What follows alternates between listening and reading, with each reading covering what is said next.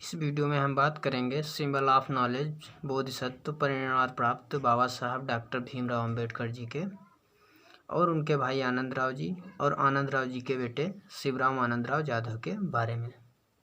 नमस्कार दोस्तों, मैं हूं प्रेम। आप देख रहे हैं the great Buddha Ambedkar channels. चलिए शुरू करते हैं। यह बात है 18 मार्च सन 1953 की, जब बाबा साहब औरंगाबाद के मिलिंद महाविद्यालय में बोधि मंडल के माध्यम से सभा को संबोधित करने के लिए गए हुए थे। तब वहीं पे माई साहब और बाबा साहब ने एक साथ खाना खाया हुआ था। तो दोनों लोग एक साथ खाना खा ही रहे थे। तो माई साहब कुछ पहले ही खाना खा के उठ गए और बाबा साहब अभी भी खा ही रहे थे। बीमारी के कारण उनके खान पान में काफ़ी परहेज था, तो वो ज्वार की रोटी और मेथी की सब्जी खा रहे थे। उनका खाना जब हो गया तो कुछ खाना थाली में बच गया था। थाली में कुछ छोटी सी चतको रोटी का टुकड़ा बच गया था और थोड़ी सी मेथी की सब्जी बच गई थी। वो हाथ धोने के लिए बेसिन की तरफ गए हुए थे। तब तक माई साहब ने देखा कि बाबा ने खाना खा लिया है, तो उन्होंने शिवराम को आवाज़ लगाई, कहा कि यदि बाबा ने भोजन कर लिया हो तो उनकी थाली उठा लो।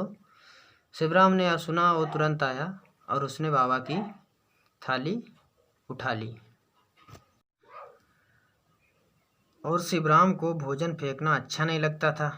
इस वजह से वह थाली में बचा हुआ रोटी का छोटा सा टुकड़ा और मेथी की सब्जी खाने लगा।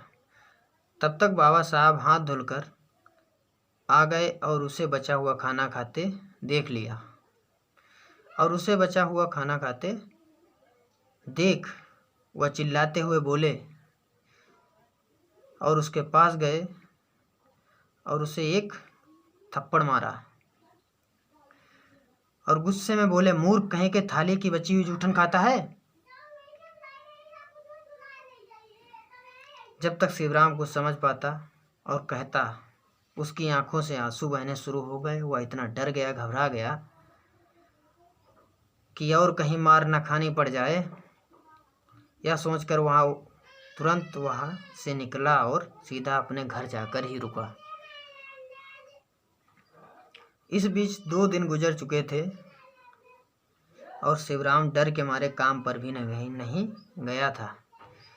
तीसरा दिन हुआ तो सुबह 8 बजे के करीब प्राचार्य चिटनी साहब सीधे शिवराम के घर आए और उससे कहा,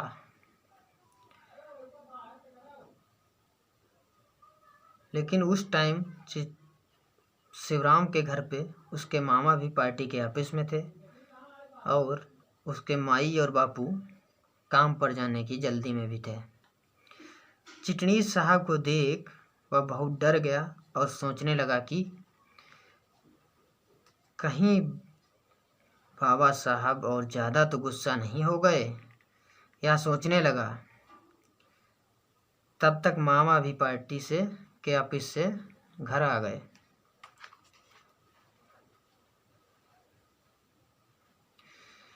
चिटनीस साहब ने आनंद राव से कहा, शिवराम को लेकर बाबा ने मिलने के लिए बुलाया है।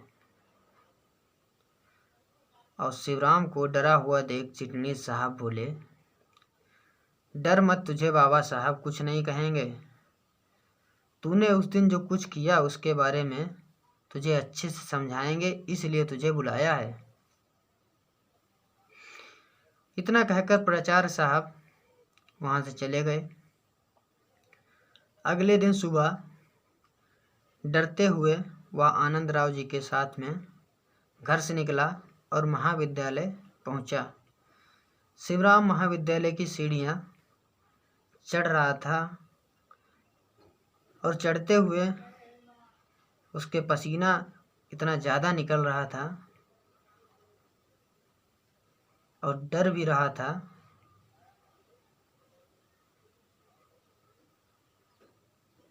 धड़कनें उसकी दिल की तेज हो रही थी और साथ में उसके मामा भी थे।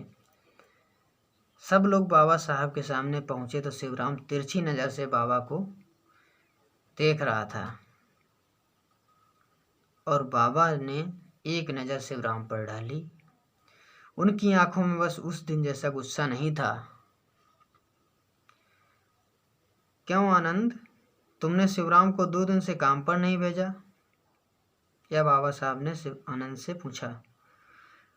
आनंद ने कहा कि वो जरा घबराया हुआ है और डरा हुआ सहमा हुआ है। बाबा ने आनंद राव से कहा, क्या तुमने उससे ये नहीं पूछा वो क्यों घबराया हुआ और क्यों डरा हुआ है? अब आनंद राव जी क्या कहें, कुछ समझ नहीं आ रहा था। वो भी चुपचाप खड़े थे। कुछ देर बाद वह डरते हुए बोले कि आपने उसको थप्पड़ मारा है।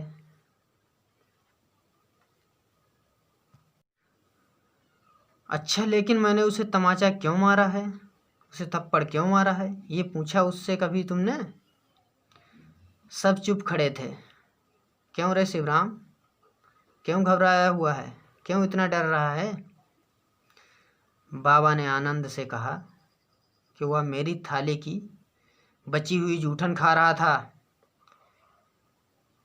दूसरों की थाली की जूठन और कितने दिनों तक खाते रहोगे तुम लोग? बाबा साहब के हर शब्द में जोश और कशिश थी, तड़प थी। फिर भी वह एक सुलझे हुए स्वर में बोल रहे थे और इन लोगों को समझा रहे थे, अरे मैं इतनी भागदौड़ करता हूँ क्यों, मैं लड़ता हूँ क्यों? तुम लोगों की पीढ़ी दर पीढ़ी चली आ रही आदतों को जड़ से ख़त्म करने के लिए ना, नष्ट करने के लिए ना। अगर बच्चों को इसी उम्र से ऐसी गंदी आदतों से छुटकारा पाने के लिए नहीं कहोगे, प्रेरित नहीं करोगे, तब तक वो सुधरने वाले नहीं हैं, तब तक उनमें कोई बदलाव नहीं आ सकता। और इसलिए मैंने शिवराम को थप्पड़ मारा था और वह जीवन में दूसरे की जूठन को कभी छुएगा तक नहीं। क्यों रे शिवराम? शिवराम ने सर झुकाकर कहा, मुझे माफ़ कर दीजिए बाबा, इसके आगे मैं किसी की जूठन को हाथ तक नहीं लगाऊंगा। और उस दिन से शिवराम ने किसी भी तरह की गंदी चीज़ों को हाथ तक नहीं लगाया और 18 मार्च 1953 से वह बाबा के औरंगाबाद के निवास स्थान पर काम के लिए हमेशा हाजिर रहा और टाइम से जाता रहा और टाइम से आता रहा।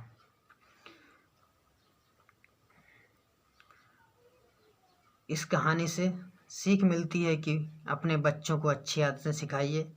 कभी भी उन्हें खाने के बाद या